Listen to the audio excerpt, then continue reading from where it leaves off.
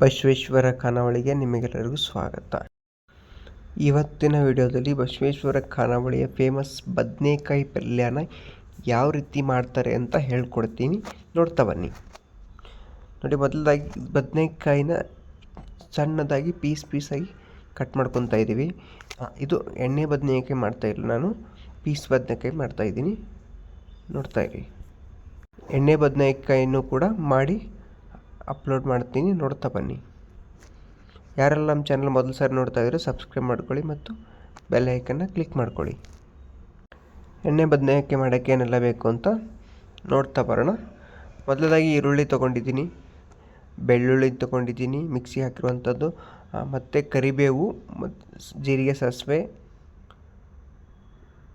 ಟೊಮೊಟೊನೂ ತೊಗೊಂಡಿದ್ದೀನಿ. ಅದೇ ರೀತಿ ಮಿಕ್ಸಿಗೆ ಹಾಕಿರುವಂಥ ಶೇಂಗಾನ ಮಿಕ್ಸಿಗೆ ಹಾಕಿರೋದು. ಶೇಂಗಾನ ಮೊದಲಿಗೆ ಚೆನ್ನಾಗಿ ಹುರ್ಕೋಬೇಕು, ನಾನು ಹುರ್ಕೊಂಡಿದ್ದೀನಿ. ಮತ್ತು ಅದಾದಮೇಲೆ 1 ಕಪ್ ಕಡಲೆ ಹಿಟ್ಟನ್ನ ತೊಗೊಂಡಿದ್ದೀನಿ, ಕಡಲೆ ಹಿಟ್ಟು. ಇವಾಗ ನಮ್ಮ ಬದನೆಕಾಯಿ ಪಲ್ಯ ಮಾಡೋಕ್ಕೆ ಸ್ಟಾರ್ಟ್ ಮಾಡೋಣ, ನೋಡ್ತಾ ಬನ್ನಿ. ಮೊದಲಿಗೆ ನಾನು ಒಂದು ಪಾತ್ರೆಯಲ್ಲಿ ಎಣ್ಣೆ ಹಾಕ್ಕೊತಾ ಇದ್ದೀನಿ. ಬದನೆಕಾಯಿ ಪಲ್ಯ ಆಗಿರೋದ್ರಿಂದ ಎಣ್ಣೆನ ಸ್ವಲ್ಪ ನಾನು ಜಾಸ್ತಿನೇ ಹಾಕ್ತಾಯಿದ್ದೀನಿ. ಬದನೆಕಾಯಿ ಪಲ್ಯಕ್ಕೆ ಸ್ವಲ್ಪ ಎಣ್ಣೆ ಜಾಸ್ತಿ ಆದರೆ ಚೆನ್ನಾಗಾಗುತ್ತೆ. ಎಣ್ಣೆ ಬಿಸಿ ಆಗೋವರೆಗೂ ಸ್ವಲ್ಪ ವೇಟ್ ಮಾಡೋಣ. ವೇಟ್ ಮಾಡಿದಾದ್ಮೇಲೆ ಇದಕ್ಕೆ ಜೀರಿಗೆ, ಸಾಸಿವೆ ಮತ್ತು ಕೊತ್ತಂಬರಿ, ಕರಿಬೇವನ್ನ ಆ್ಯಡ್ ಮಾಡ್ತಾ ಬರೋಣ. ನಾನು ಇದಕ್ಕೆ ಜೀರಿಗೆ, ಸಾಸಿವೆನ ಆ್ಯಡ್ ಮಾಡಿದ್ದೀನಿ. ಹಾಗೆ ಕರಿಬೇವನ್ನು ಕೂಡ ಇದರಲ್ಲೇ ಆ್ಯಡ್ ಮಾಡ್ತಾ ಬರೋಣ. ನೋಡಿ, ಯಾವ ರೀತಿ ಫ್ರೈ ಆಗ್ತಿದೆ. ಕರಿಬೇವು ಚೆನ್ನಾಗಿ ಫ್ರೈ ಆಗಬೇಕು.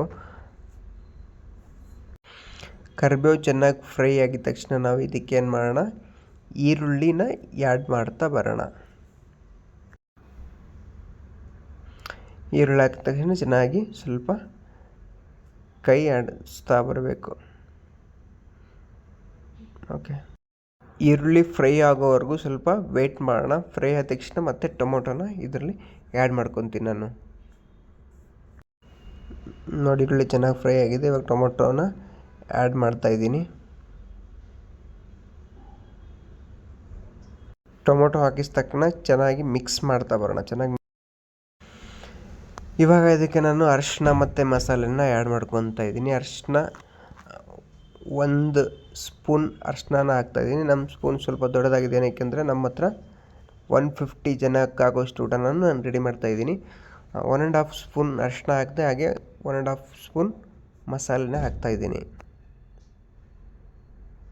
ಅದೇ ರೀತಿ ಖಾರ 4 ಸ್ಪೂನ್ ಮತ್ತು 4ರಿಂದ 5 ಸ್ಪೂನ್ ಖಾರನ ನಾನಿಲ್ಲಿ ಆ್ಯಡ್ ಮಾಡಿದ್ದೀನಿ. ನಿಮ್ಗೆ ಖಾರ ಎಷ್ಟು ಬೇಕೋ ಅಷ್ಟು ನೀವು ಆ್ಯಡ್ ಮಾಡ್ಕೋಬೇಕು. ಖಾರನ ನಾವು ಜಾಸ್ತಿನೇ ಯೂಸ್ ಮಾಡ್ಕೊತೀವಿ. ನಿಮಗೆ ಜಾಸ್ತಿ ಬೇಕಾದರೆ ನೀವು ಕೂಡ ಜಾಸ್ತಿ ಹಾಕ್ಕೋಬೋದು. ಹಾಗೆ ಇದಕ್ಕೆ ನಾನು ಬೆಳ್ಳುಳ್ಳಿ ಪೇಸ್ಟ್ನ ಆ್ಯಡ್ ಮಾಡ್ತಾಯಿದ್ದೀನಿ. ಇವಾಗ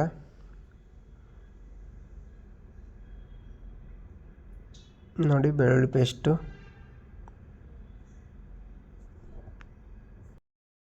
ಅದಾದಮೇಲೆ ರುಚಿಗೆ ತಕ್ಕಷ್ಟು ಉಪ್ಪನ್ನ ಹಾಕ್ಕೊಂಡಿದ್ದೀನಿ. ನಿಮಗೆ ಎಷ್ಟು ಬೇಕೋ ಅಷ್ಟು ಉಪ್ಪನ್ನ ನೀವು ಹಾಕ್ಕೋಬೋದು. ಅದಾದಮೇಲೆ ಬದನೆಕಾಯಿ ಪಲ್ಯ ಶುರು ಮಾಡೋಕ್ಕಿಂತ ಮುಂಚೆನೇ ನಾನು ನೀರಲ್ಲಿ ಹುಣಸೆಹಣ್ಣನ್ನು ನೆನೆಸಿಟ್ಟಿದ್ದೆ. ಆ ಹುಣಸೆಹಣ್ಣನ್ನು ಚೆನ್ನಾಗಿ ಮಿಕ್ಸ್ ಮಾಡಿಬಿಟ್ಟು ಈ ಒಂದು ಮಸಾಲೆಗೆ ನಾನು ಆ್ಯಡ್ ಮಾಡ್ಕೊತೀನಿ. ಹುಣಸೆ ಹಣ್ಣಿನ ನೀರು ಹಾಕಿದ ತಕ್ಷಣ ಸ್ವಲ್ಪ ಹೊತ್ತು ವೇಟ್ ಮಾಡೋಣ. ಚೆನ್ನಾಗಿ ಕ್ಲೀನಾಗಿ ಮಿಕ್ಸ್ ಮಾಡಿಬಿಟ್ಟು ಕಟ್ ಮಾಡಿರುವಂಥ ಬದನೆಕಾಯಿ ಕ್ಲೀನಾಗಿ ತೊಳ್ಕೊಂಡ್ಬಿಟ್ಟು ಇದರಲ್ಲಿ ಆ್ಯಡ್ ಮಾಡ್ತಾ ಬರೋಣ.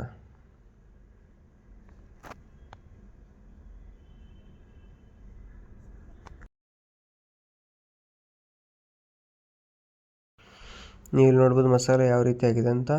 ಈಗ ಇದರಲ್ಲಿ ನಾವು ತೊಳ್ಕೊಂಡಿರುವಂಥ ಬದನೆಕಾಯಿನ ಇದರಲ್ಲಿ ಆ್ಯಡ್ ಮಾಡ್ತಾಯಿದ್ದೀನಿ.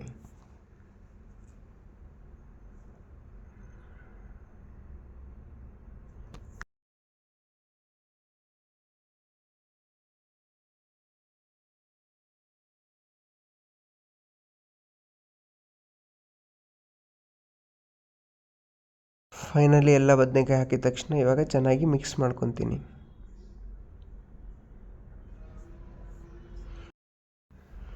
ಇವಾಗ ನಾನೆಲ್ಲ ಚೆನ್ನಾಗಿ ಮಿಕ್ಸ್ ಮಾಡ್ಕೊಂಡಿದ್ದೀನಿ. ಚೆನ್ನಾಗಿ ಮಿಕ್ಸ್ ಮಾಡಿದ ತಕ್ಷಣ ಇದ್ರ ಮೇಲೆ ಒಂದು ಪ್ಲೇಟ್ ಮುಚ್ಚಿಬಿಟ್ಟು ಒಂದು 15 ನಿಮಿಷ ವೇಟ್ ಮಾಡೋಣ, ಚೆನ್ನಾಗಿ ಕುದಿಯೋವರೆಗೂ.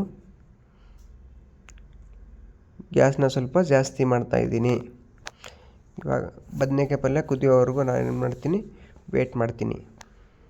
ನೀವಿಲ್ಲಿ ನೋಡ್ಬೋದು ನಮ್ಮ ಬದನೆಕಾಯಿ ಪಲ್ಯ ಫೈನಲಿ ಚೆನ್ನಾಗಿ ಕುದೀತಾ ಇದೆ.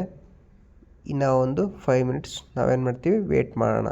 ವೇಟ್ ಮಾಡಿ ಆದಮೇಲೆ ಇದಕ್ಕೆ ಕಡಲೆ ಹಿಟ್ಟು ಮತ್ತು ಮಿಕ್ಸಿಗೆ ಹಾಕಿರುವಂಥ ಶೇಂಗಾನ ಇದರಲ್ಲಿ ಆ್ಯಡ್ ಮಾಡ್ಕೊತೀನಿ. ನೀವು ನೋಡ್ಬೋದು ನಾನಿಲ್ಲಿ ಕಡಲೆ ಹಿಟ್ಟನ್ನ ತೊಗೊಂಡಿದ್ದೀನಿ. ಕಡಲೆ ಹಿಟ್ಟನ್ನ ತೊಗೊಂಡ್ಬಿಟ್ಟು ಚೆನ್ನಾಗಿ ನೀರಲ್ಲಿ ಹಾಕ್ಬಿಟ್ಟು ಮಿಕ್ಸ್ ಮಾಡ್ಕೋಬೇಕು. ನೀವಿಲ್ಲಿ ನೋಡ್ಬೋದು ನೀರಲ್ಲಿ ಹಾಕ್ಕೊಂಡು ಇವಾಗ ನಾನು ಏನು ಮಾಡ್ತೀನಿ, ಚೆನ್ನಾಗಿ ಮಿಕ್ಸ್ ಮಾಡ್ಕೊತೀನಿ. ಗಂಟು ಉಳಿದಿರೋ ಹಾಗೆ ಚೆನ್ನಾಗಿ ಮಿಕ್ಸ್ ಮಾಡ್ತೀನಿ.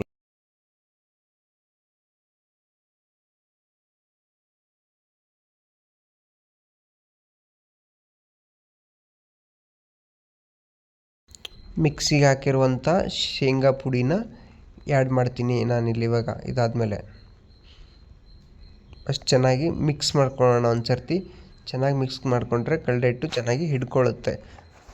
ಇದಾದಮೇಲೆ ಒಂದು 3ರಿಂದ 4 ನಿಮಿಷ ನೀವೇನು ಮಾಡಬೇಕು, ಚೆನ್ನಾಗಿ ಕುದಿಸ್ಬೇಕು. ಅವಾಗೇನಾಗುತ್ತೆ, ಶೇಂಗಾ ಇದು ಕಡಲೆ ಹಿಟ್ಟು ಚೆನ್ನಾಗಿ ಮಿಕ್ಸ್ ಆಗುತ್ತೆ. ಲಾಸ್ಟಲ್ಲಿ ನಾನು ಶೇಂಗಾ ಪುಡಿನ ಆ್ಯಡ್ ಮಾಡ್ತಾಯಿದ್ದೀನಿ. ಶೇಂಗಾ ಪುಡಿ ನೀವು ಕೂಡ ಲಾಸ್ಟಲ್ಲಿ ಹಾಕ್ಬಿಟ್ಟು ಚೆನ್ನಾಗಿ ಮಿಕ್ಸ್ ಮಾಡಿ 1-2 ನಿಮಿಷ ಕುದಿಸ್ಬಿಟ್ರೆ ಮುಗಿದೋಯ್ತು, ಬದನೆಕಾಯಿ ಪಲ್ಯ ರೆಡಿ ಆಯಿತು. ನೋಡಿ ಫೈನಲ್ ನಮ್ಮ ಬದನೆಕಾಯಿ ಪಲ್ಯ ಏನಾಗಿದೆ, ರೆಡಿ ಆಗಿದೆ. ಇವಾಗ ನಾನು ಚೆನ್ನಾಗಿ ಮಿಕ್ಸ್ ಮಾಡಿಕೊಂಡು 2 ನಿಮಿಷ ಕುದಿಸ್ಬಿಟ್ಟು ಕ್ಲೋಸ್ ಮಾಡ್ತೀನಿ. ಚೆನ್ನಾಗಿ ಮಿಕ್ಸ್ ಆಗಿದ ತಕ್ಷಣ ಲಾಸ್ಟಲ್ಲಿ ನಾನು ಇದಕ್ಕೆ ಕೊತ್ತಂಬರಿನ ಆ್ಯಡ್ ಮಾಡ್ತಾಯಿದ್ದೀನಿ. ನೋಡ್ಬೋದು ನೀವು ಇಲ್ಲಿ ಕೊತ್ತಂಬರಿನ ಆ್ಯಡ್ ಮಾಡ್ತಾಯಿದ್ದೀನಿ. ಫೈನಲಿ ನಮ್ಮ ಬದನೆಕಾಯಿ ಪಲ್ಯ ರೆಡಿ ಆಯಿತು. ನೀವು ಒಂದು ಸರ್ತಿ ಟ್ರೈ ಮಾಡಿ ಯಾವ ರೀತಿ ಆಗಿದೆ ಅಂತ ಕಮೆಂಟ್ ಮಾಡ್ತಾ ಬನ್ನಿ. ಯಾರೆಲ್ಲ ನಮ್ಮ ಚಾನಲ್ನ ಸಬ್ಸ್ಕ್ರೈಬ್ ಮಾಡಿಲ್ಲ, ಸಬ್ಸ್ಕ್ರೈಬ್ ಮಾಡ್ಕೊಳ್ಳಿ ಮತ್ತು ಬೆಲ್ ಐಕನ್ನ ಕ್ಲಿಕ್ ಮಾಡ್ಕೊಳ್ಳಿ. ಧನ್ಯವಾದಗಳು.